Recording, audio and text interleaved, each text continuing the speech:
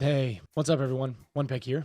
We've all had a few days now to settle into the patch, and even though there was a bit of downtime due to a hotfix that fixed an issue with quest turn-ins being able to be handed in multiple times due to server lag, it seems that the patch itself overall has been a win for Iron Mace. At least, that's my opinion. Oh, and you'll have to forgive my voice. I'm still getting over a little bit of a head cold. There are a few issues, though, that I want to go over and give my impression on things that need to be improved upon as Iron Mace continues their dev cycle. First, let's talk about the matchmaking changes. Normal dungeons are currently capped at white quality items and below, which means that you aren't going to be able to see anyone super geared in the dungeon, and the game mode ends up playing a lot more like a BR. Unfortunately, this also means that for certain classes like Warlock, that the idea of running normal dungeons with very little healing gear feels like a pretty harsh disadvantage when compared to classes with tons of survivability like a cleric, a ranger, or a fighter, especially if it's a cleric or a fighter that have campfires to bring in with them because of restoring spells and second wind and that kind of stuff. Given that the enemies you're fighting are significantly weaker than that of High Roller, except for the Cyclops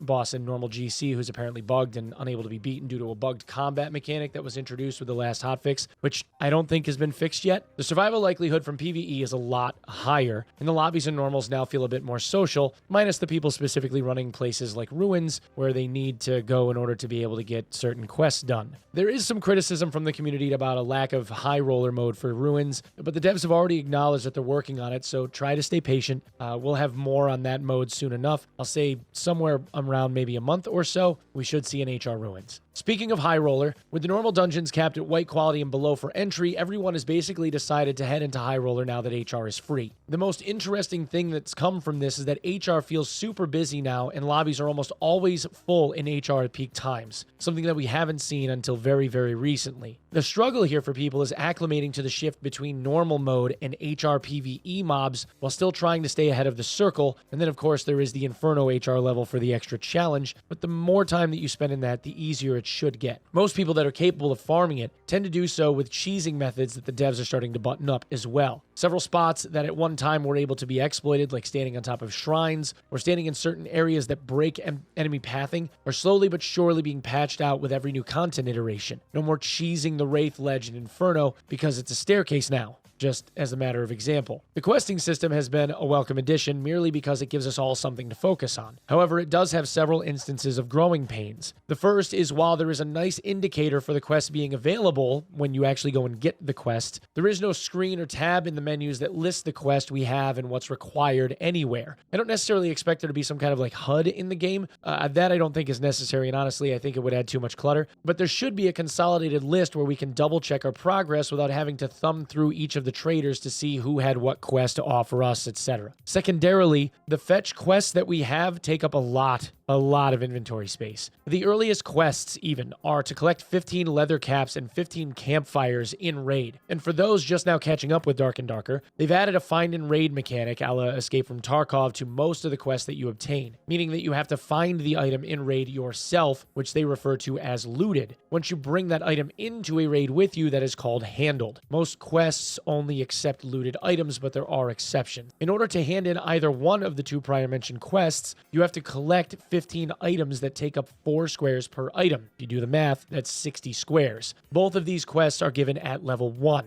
This means that at some point, campfires and or leather caps that you're collecting could occupy upward of 100 to 120 squares of a 240 square stash tab. This, of course, is in addition to quests like find one of each bangle, which is 11 squares, or 15 ceremonial daggers, which is 30 squares, etc. Currently, these quests have to be handed in with items all together. They have to be handed in all at once. There is no partial hand-in system, and that needs to change. I reached out to SDF on the first day of the wipe and asked them to make that change. It's an important one given how limited our stash space is, and they said that they would work on it. In the meantime, if I were you, I would focus solely on farming 3,000 gold as fast as you possibly can to buy yourself a stash tab in order to use it for quest item storage. The headache it will save you is massive. Also, the quest system has a janky mechanic that has kind of plagued the game from the start, and that is the last hit system. There are quests, for example, where you have to kill kill the Lich 15 times. In order to get that done, you have to be the person to last hit the Lich yourself. Larger kills and credit for those kills are not a group-earned mechanic. This obviously needs to change, especially given time constraints of the player base, as well as any competition for boss kills in crypts, as the final bosses of each round are not something that are just easily farmable by most players and require some amount of proficiency with the standard game loop from start to boss kill,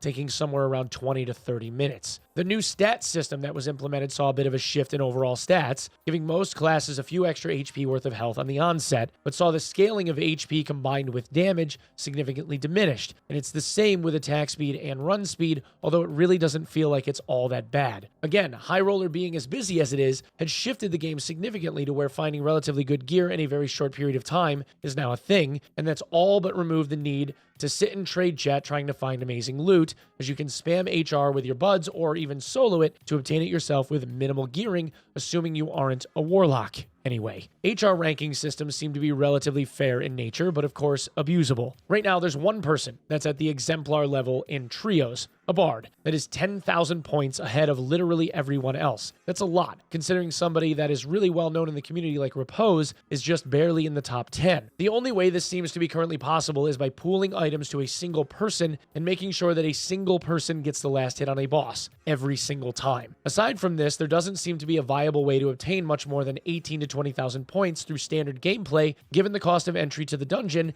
If everyone in the party is trying to obtain some market amount of loot, go to Inferno and live. This also seems to be the case in High Roller Goblin, with the sole exception being that there is rampant teaming going on in High Roller Goblin, and the people feeding treasure to the guys at the top of that leaderboard are being done so outside of the typical loot and scoot system that is designed for solo gameplay. Again, teaming is an issue, and you can see the proof if you just go and look at the leaderboard. This is a step in the right direction, though. Anything that gives players something to feel competitive over and to strive for is always a good move, and right now the game feels more alive than it has in a very, very long time. Lastly, we have the merchant rep system, what Iron Mace refers to as affinity. As you increase reputation with each of the vendors through questing, their prices get better. The prices they are willing to pay for items you sell them is higher, and they offer a wider variety of items and craftables that you can take advantage of. Unfortunately, not all of the vendors have quests to be able to level them up, with one that most sticks out being the Alchemist. Because the crafts and buyables are locked behind rep, the Alchemist, who at one time offered up spellbooks, crystal swords, and staves up to blue quality, no longer offers these items and won't be for the foreseeable future, as we don't have a way to level up their rep. This also means that crafting services that the Alchemist offered at one time are also no longer available either. Oh, and if you're trying to get jewelry crafts done, that's going to be on the Treasurer. Also, the new blue weapon crafts for the undead damage bonus are super cheap to make. You can find that on the weaponsmith. You need 120 silver to turn into 120 silver coins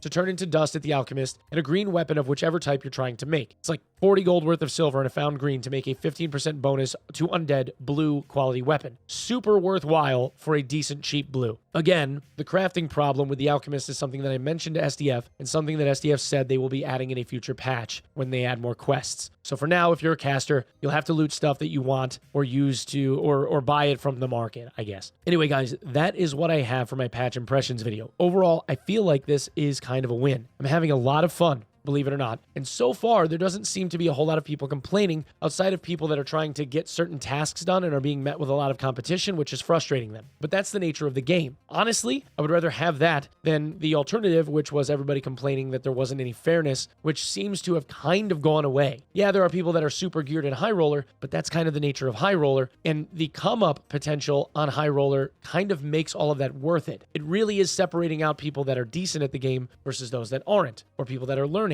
And you can always go back to normals if you're having problems with that and trying to learn. There's still halfway decent gear to be generated from normals. It's just a matter of going through it all and having to filter through a lot more garbage stuff than good stuff. Anyway, thank you guys so much. If you would be so kind as to sub the channel here, I would greatly, very, very much appreciate it. Thank you to everybody that's been coming to the streams lately. The numbers lately have been absolutely amazing. I keep saying that you guys are changing my life. You really, really are. I thank you. My family thanks you. Please come by the streams. I stream every day around 7 a.m. Eastern Standard Time, every single day of the week for the most part. And yeah, I'll see you in the next one. Thanks. Peace.